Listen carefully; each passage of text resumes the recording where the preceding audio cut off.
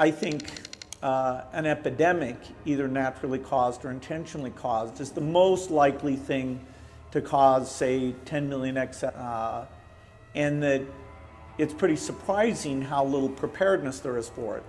Now, it's tricky because this is a global problem, so how do countries work together? Which countries should put up what resources?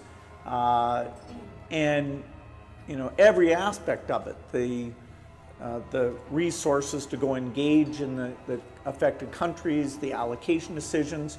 As we've seen various flu scares come along, we haven't had a super good response. So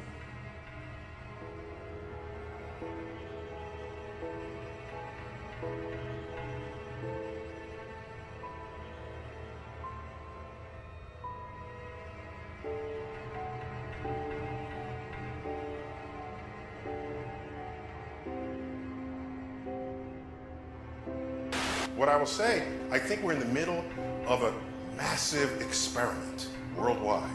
And that Where's is, the guinea pigs? maybe the experiment is, will people listen to scientists?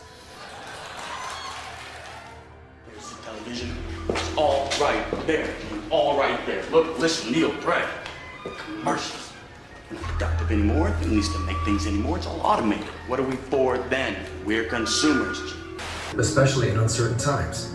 In response to the recent world events, we're taking steps to protect our family with Hyundai Assurance. When you buy or lease a new Hyundai between now and April 30th, we'll cover your payments for up to 6 months in the event you lose your job this year. Okay, buy a lot of stuff, you're a good citizen. But if you don't buy a lot of stuff, if you don't, what are you then, I ask you? What? Mentally ill.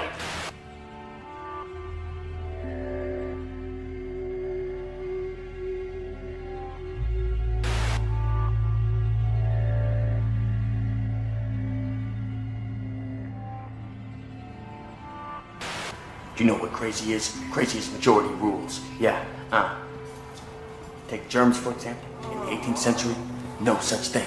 Semmelweis comes along. He's trying to convince people, well, other doctors mainly, that there are these teeny tiny invisible bad things called germs that get into your body and make you sick.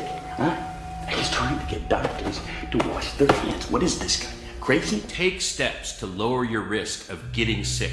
Wash your hands often with soap and water. We've talked about things before about washing your hands. He's trying to get doctors to wash their hands. What is this guy? Crazy? Every morning when I wake up, I wash my hands. Then I have some food, and then I wash my hands. Then I take a shower, wash my hands, and then wash my hands. And then Mommy tells me my hands are clean. And then I wash and wash and wash my hands. Wash your hands for 40 seconds, please. Soap will chase the germs away so you don't cough and sneeze. To wash their hands. Then I touch a football, and I wash and wash and wash and wash. And I watch my sister washing her hands, and I get an idea to wash my hands. And I wash and wash and wash, but I never get clean. The shame never seems to scrub off. What is this guy? Crazy? That's always the toughest enemy, the invisible enemy. But teeny tiny invisible. What do you call them? Germs? Huh? What?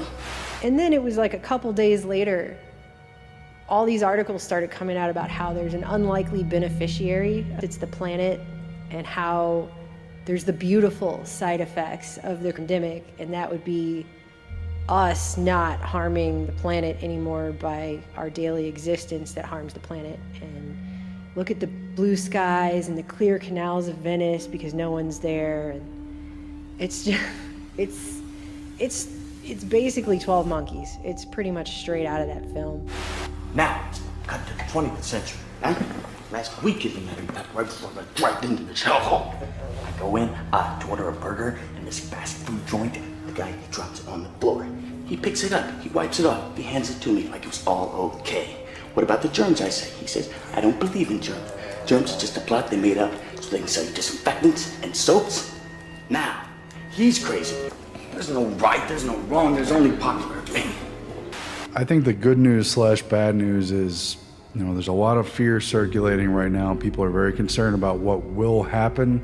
I think it's important to digest the idea that this is very much a means to an end. It's not the end unto itself.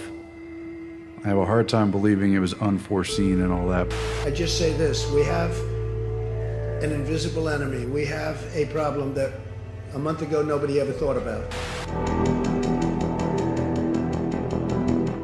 began in healthy-looking pigs, months, perhaps years ago. Spread silently within herds. Infected people got a respiratory illness with symptoms ranging from mild flu-like signs to severe pneumonia.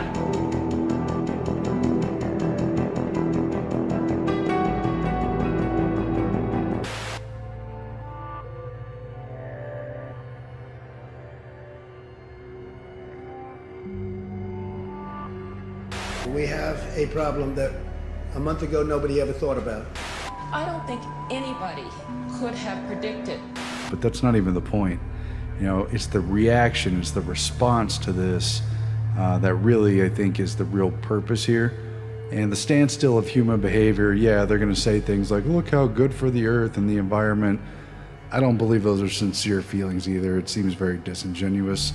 This has everything to do with the same usual suspects, big corporations who pollute the earth so many times over and then blame it on human behavior.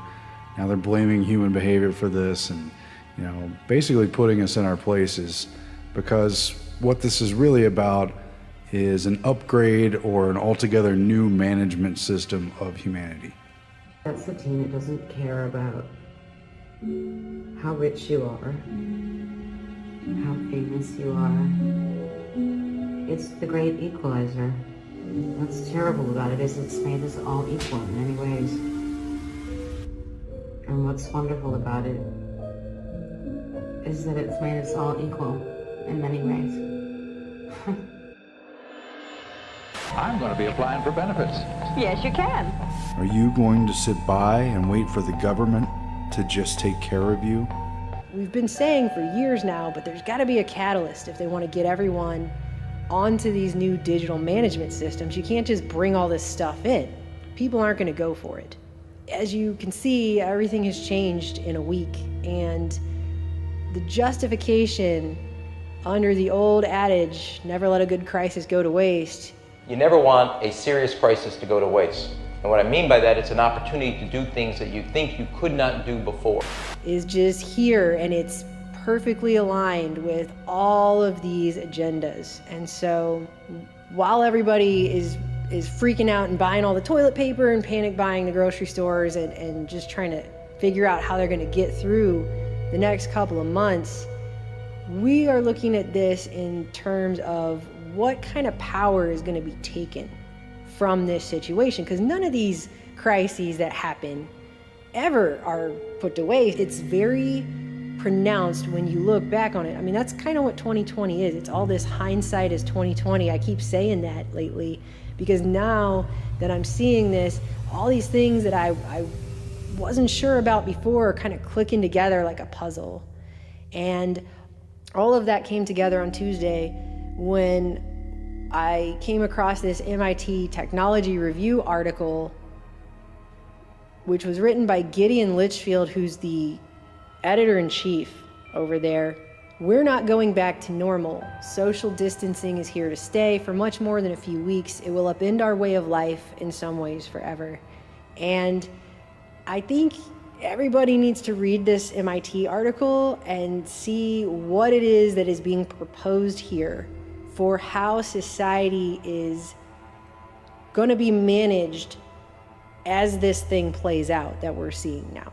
Yeah, and that author, he did 16 years at The Economist, and he's been part of a number of high-level papers. I think he was a co-founder of Quartz, you know, and he's also from the London School of Economics. So keep that in mind, you know, with the sort of transparent agenda at play here.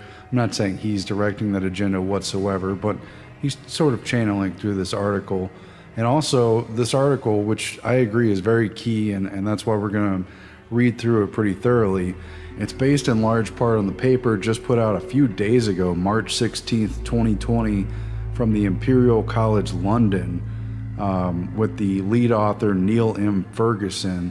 And he deals with epidemiology, that's, you know, the science of the spread of diseases. But what he's really been doing for the past several decades, and he's written hundreds of papers, he does the modeling on the spreading of diseases. He's done retrospective studies of the 1918 flu pandemic. He's modeled factors of disease outbreaks, and really what it gets down to is he has predicted and modeled the acceptable levels, from the academic standpoint, of poverty and in a future influenza pandemic. That's the title actually of one of his papers from 2006. And he has paper titles like Capturing Human Behavior. They're very much looking at what differences in human behavior will stop these diseases. But now he's written, along with, 20 co-authors or something, Report 9, Impact of Non-Pharmaceutical Interventions to Reduce 19 Mortality and Healthcare Demand. And that's not excluding a vaccine or other treatments. It's just this is focused on the social distancing and how to shut down society, and why it's okay to accept extreme sort of economic sanctions in the name of controlling these diseases. So all of this has profound implications for human behavior under the sort of cover of